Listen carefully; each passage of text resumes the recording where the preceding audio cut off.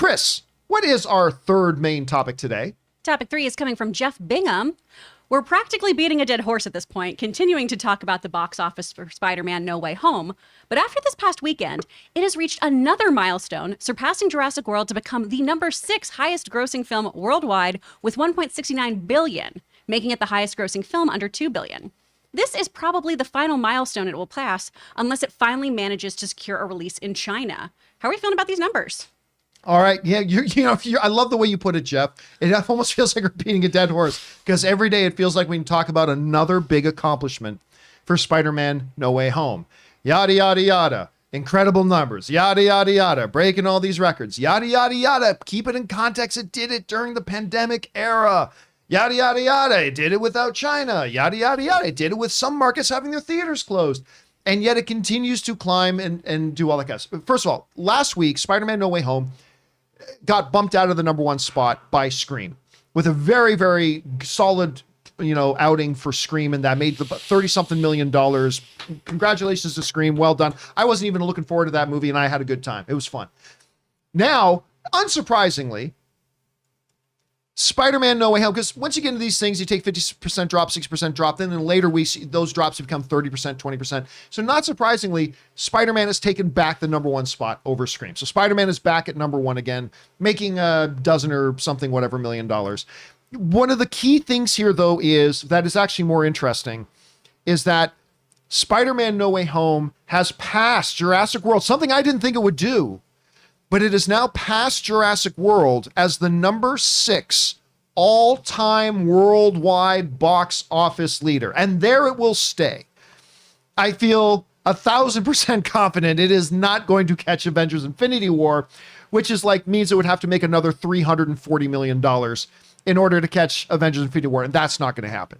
But of course, we see the top 5 here. Avatar is the number 1 all-time movie. Avengers Endgame, number 2. Titanic, number 3. Star Wars Episode 7, The Force Awakens. And Avengers Infinity War is there. The number 6 worldwide. And again, I know we've said it a lot.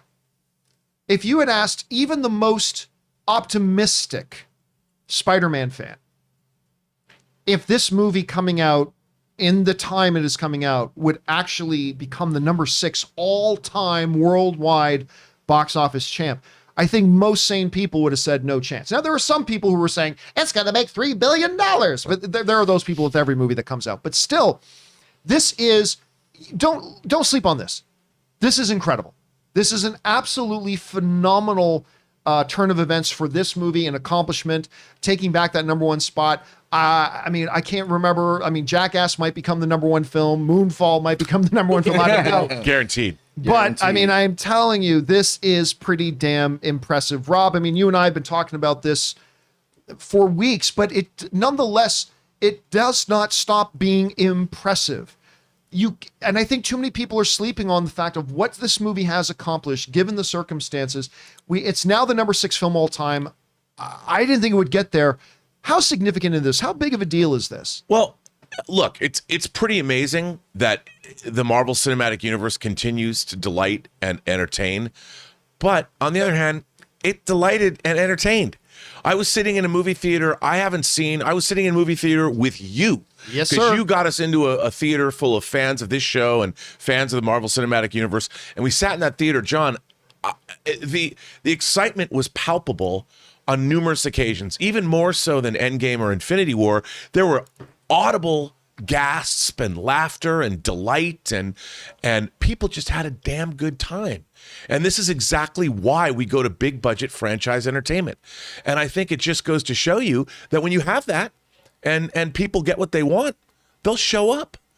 So often we go to these movies and they leave us with a twinge of disappointment.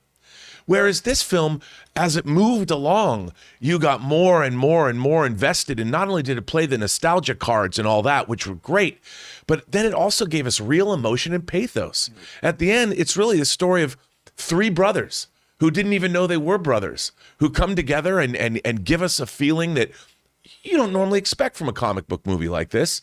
And I think that that's what it delivered. And when you're able to do something like that, lo and behold, you make lots of money. And did you hear, speaking of that that Andrew Garfield, that line at the end where he's like, "I love you guys." That was ad-libbed. Oh, yeah. They I read completely ad-libbed in that. Here's the other thing to remember about that. As you're sitting in these theaters, and I remember when we were lucky enough that we had a private theater booked for us for Spider-Man, but the whole theater was playing Spider-Man. Yeah.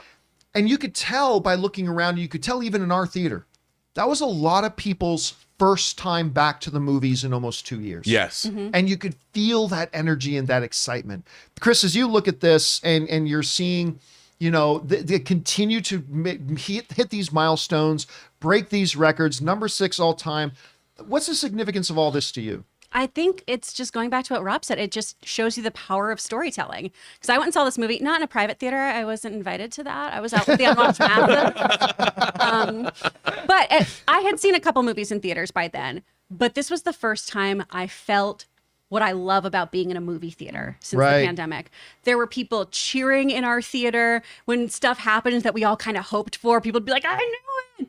It was great. You could hear people sobbing for moments too. Yeah. It was just this really lovely, beautiful experience. And that's what movies should do, is it should make us all feel this lovely connection, even if we don't know whoever is sitting, a seat over from us. Yeah. So I really, really think it just goes to show, if you tell a good story, people are going to show up. That's really what it comes down to. Sure, this is strong IP. This is IP that people love. We love those Marvel movies.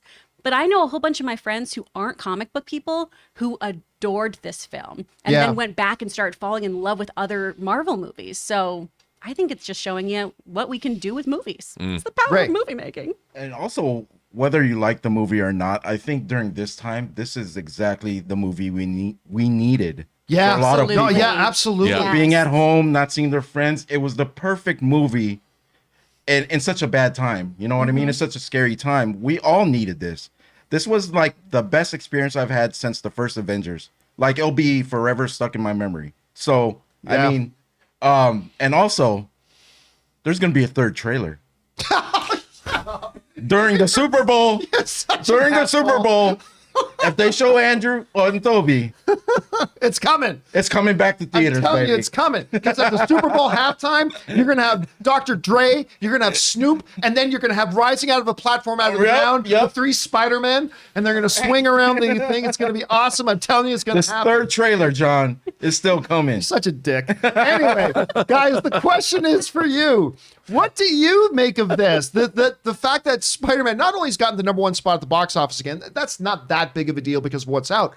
But I mean, it's taken the number 6 all-time worldwide spot, which is incredibly impressive. How do you guys feel about this? Jump down into the comment section below and let us know your thoughts.